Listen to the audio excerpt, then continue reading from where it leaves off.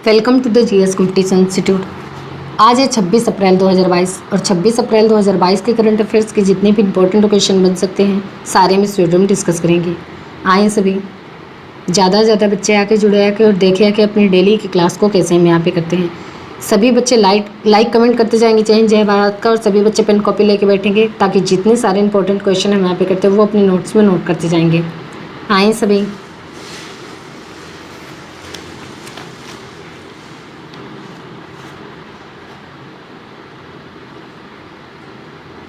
चलिए देखते हैं आज का मोटिवेशनल कोट क्या है। माफ़ करना और शांत रहना सीखिए, ऐसी ताकत बन जाओगे कि पहाड़ भी रास्ता देंगे। चलिए इसी के साथ देखते हैं आज का पहला क्वेश्चन क्या है।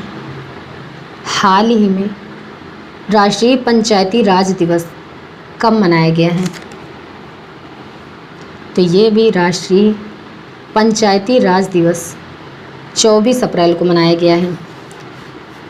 पंचायती राज मंत्रालय के द्वारा हर साल 24 अप्रैल को राष्ट्रीय पंचायती राज दिवस मनाया गया है। 73वें संविधान संशोधनों के द्वारा 1992 में भारत में राष्ट्रीय पंचायती राज दिवस मनाया गया है। और ये जो पंचायती राज दिवस है इसकी शुरुआत कब हुई? तो इसकी शुरुआत प्रधानमंत्री नरेंद्र मोदी ने 2010 में की है। अच्छा, पंचायती राज दिवस से एक क्वेश्चन और बनता है कि पंचायती राज व्यवस्था को त्रिस्तरीय बनाने का सुझाव किस समिति ने दिया है? ये इम्पोर्टेंट क्वेश्चन है। तो त्रिस्तरीय बनाने का सुझाव बलवंत राय मेहता समिति ने पंचायती राज व्यवस्था को त्रिस्तरीय बनाने का सुझाव दिया है। अब ये 3 स्तरीय कौन से हैं?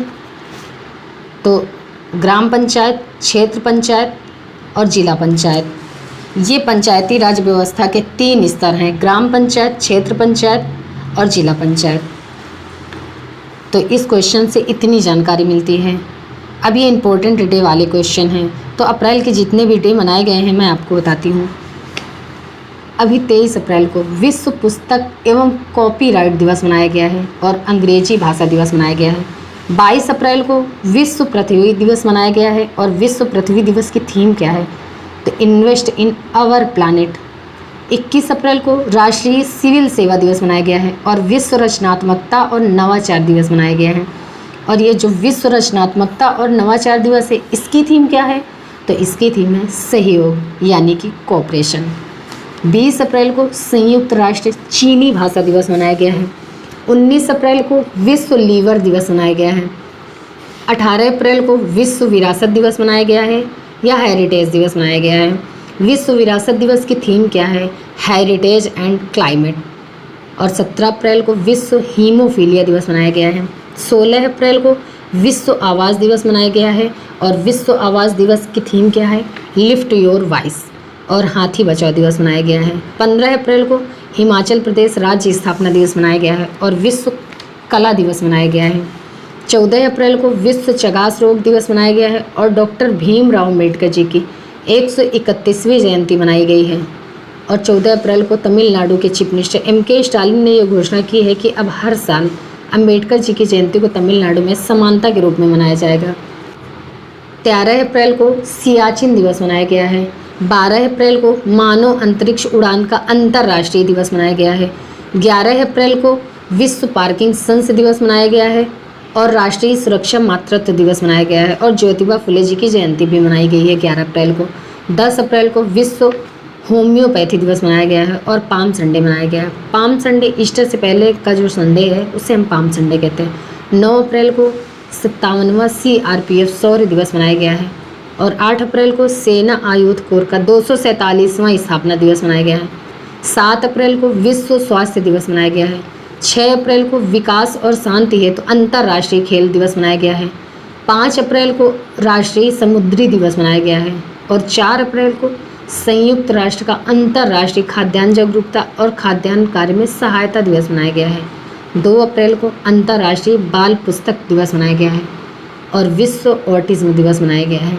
1 अप्रैल को उत्कल दिवस या उड़ीसा दिवस मनाया गया है और RBI का स्थापना दिवस भी मनाया गया है। 1 अप्रैल 1935 में RBI की स्थापना हुई थी, इसीलिए 1 अप्रैल को RBI का स्थापना दिवस मनाया जाता है। तो इतनी जानकारी आपको अप्रैल से मिलती है। तो इस क्वेश्चन का राइट आंसर हो जाएगा बी।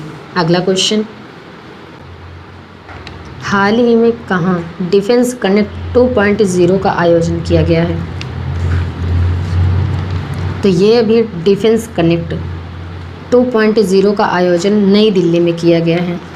रक्षा उत्पाद विभाग की तत्वावधान से इसका आयोजन किया गया है और इसका आयोजन हमारे रक्षा मंत्री राजनाथ सिंह ने इसका आयोजन किया है। तो इस क्वेश्चन का राइट आंसर हो जाएगा सी। अगला क्वेश्चन, हाल ही में आदित्य बिड़ला कैपिटल ने किसे अगला सीईओ नियुक्त किया है?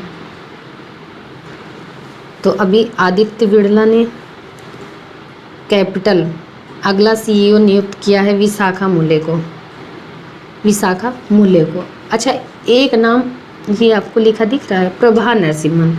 ये कोलगेट पोमोलिव इंडिया की नई सीईओ बनी हैं। और एक नाम ये लिखा है जसलीन कोहली, ये डिजिट इंश्योरेंस की नई एमडी एंड सीईओ बनी हैं।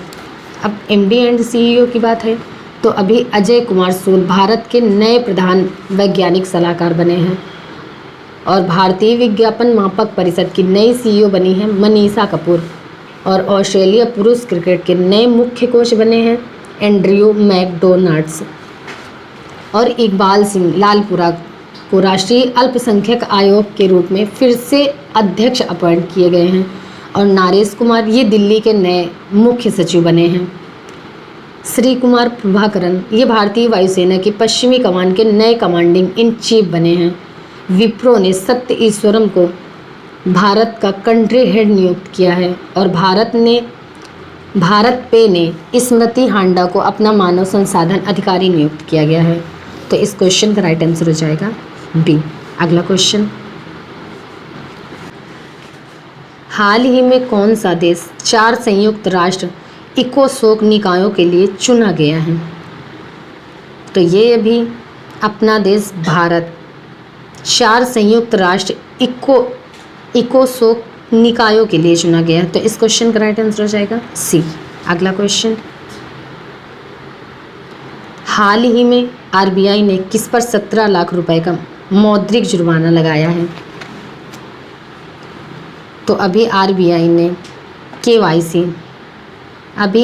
ने केवाईसी गाइडलाइंस को फॉलो ना करने की वजह से मणप्पुरम फाइनेंस पर आरबीआई ने 17 लाख रुपए का मौद्रिक जुर्माना लगाया है। अब मणप्पुरम फाइनेंस इसकी स्थापना कब हुई? तो ये 1949 में। इसका हेडक्वार्टर कहाँ पे है? तो ये केरला में। और इसके प्रेजेंट टाइम पे सीईओ कौन है? तो ये बीपी नंदकुमार। कौन है? बीपी नंदकुमार। कल मैंने आपको बताया था कि सेंट्रल बैंक ऑफ इंडिया पर 36 लाख रुपए का जुर्माना लगाया है और अब ये मणप्पुरम फाइनेंस पर 17 लाख रुपए का जुर्माना लगाया है आरबीआई ने। तो इस क्वेश्चन का राइट आंसर हो जाएगा बी। अगला क्वेश्चन, हाल ही में किसने कचरे को ऊर्जा में बदलने के लिए दिल्ली जल बोर्ड के साथ करार किया है? तो ये अभी एनटीपीसी ने कचरे को ऊर्जा में बदलने के लिए दिल्ली जल बोर्ड के साथ करार किया है एनटीपीसी। अब एनटीपीसी यानी कि नेशनल थर्मल पावर कॉरपोरेशन, इसकी स्थापना कब हुई? तो ये 1975 में। इसका हेडक्वार्टर कहाँ पे है? न्यू दिल्ली। और इसके प्रेजेंट टाइम पे चेयरमैन कौन है? गुरदीप सिंह। कौन है? गुरदीप सिंह। तो इस क्वेश्चन का राइट आंसर हो जाएगा ए। अगला क्वेश्चन, हाल ही में भारतीय तट रक्षक बल में नया जहाज ऊर्जा प्रवाह शामिल किया गया है। तो ये भी भारतीय तट रक्षक बल में नया जहाज ऊर्जा प्रवाहित शामिल किया गया है गुजरात के भरूच में। अब गुजरात की कैपिटल है गांधीनगर। गुजरात के चीफ मिनिस्टर हैं भूपेंद्र भाई पटेल और गुजरात के गवर्नर कौन है? आचार्य देवव्रत। अच्छा, इंडियन कोस्ट गार्ड, इसकी स्थापना कब हुई? तो ये 1977 में। इसका हेडक्वार्टर कहाँ पे है? तो ये न्यू दिल्ली में। और इसके प्रेजेंट टाइम पे डायरेक्टर जनरल कौन है? बीरेंद्र सिंह पठानिया। कौन है? बीरेंद्र सिंह पठानिया। अच्छा, अभी प्रधानमंत्री मोदी ने WHO global centre for traditional medicine की आधारशिला गुजरात के जामनगर में रखी है। और प्रधानमंत्री मोदी ने हनुमान जी की 108 फीट ऊंची प्रतिमा का अनावरण अभी गुजरात के मोरबी में किया है। एक परियोजना चल रही है जिसके तहत पूरे भारत में चारों हिस्सों में यानी कि पूरब, पश्चिम, उत्तर, दक्षिण चारों हिस्सों में हनुमान जी की प्रतिमा लगाई जानी है, जिसमें से उत्तर में हिमाचल प्रदेश में हनुमान जी की प्रतिमा लग चुकी है और अब गुजरात के मोरबी में यानी कि पश्चिम में हनुमान जी की प्रतिमा लगाई जा चुकी है। इसका अनावरण अभी प्रधानमंत्री नरेंद्र मोदी ने किया है और 2 दिशाओं में और 2 प्रतिमा लगानी है। और गुजरात के बनासकांठा जिले में भारत पाक सीमा पर नडा बेट में सीमा दर्शन परियोजना का उद्घाटन हमारे गृह मंत्री अमित शाह ने किया है। और नीति आयोग के राज्य जलवायु सूचकांक में गुजरात टॉप पर रहा है। जो नीति आयोग ने राज्य ऊर्जा जलवायु सूचकांक जारी किया है, इसमें बड़े राज्यों में तो गुजरात टॉप पर है और छोटे राज्यों में कौन सा है, तो छोटे राज्यों में गोवा टॉप पर है। और राष्ट्रपति रामनाथ कोविंद ने गुजरात के पोरबंदर में माधवपुर घेड़ मेले का उद्घाटन किया है। और गुजरात सरकार ने पाल ददवाओ नरसंहार के 100 साल पूरे कर लिए हैं। प्रधानमंत्री मोदी ने अहमदाबाद में 11वें खेल महाकुंभ का उद्घाटन किया है और प्रधानमंत्री मोदी के द्वारा राष्ट्रीय विश्वविद्यालय भवन का उद्घाटन अभी गुजरात के गांधीनगर में किया गया है। और गुजरात हाई कोर्ट में देश की पहली न्याय घड़ी लगाई गई है। राज्य सरकार ने नदियों के सम्मान में नदी उत्सव शुरू किया है। और गुजरात में शिवराजपुर बीच है, ये गुजरात के द्वारका में है और इसे अभी ब्लू फ्लैग सर्टिफिकेट मिला है। अच्छा, किसान सूर्योदय योजना ये गुजरात में शुरू हुई और गिरनार रोपवे का उद्घाटन ये भी गुजरात में शुरू हुआ। सुजलाम सुफलाम जल संचय अभियान ये गुजरात में शुरू हुआ है। और दुनिया का सबसे बड़ा जिंक स्मेल्टर प्रोजेक्ट ये गुजरात में बन रहा है।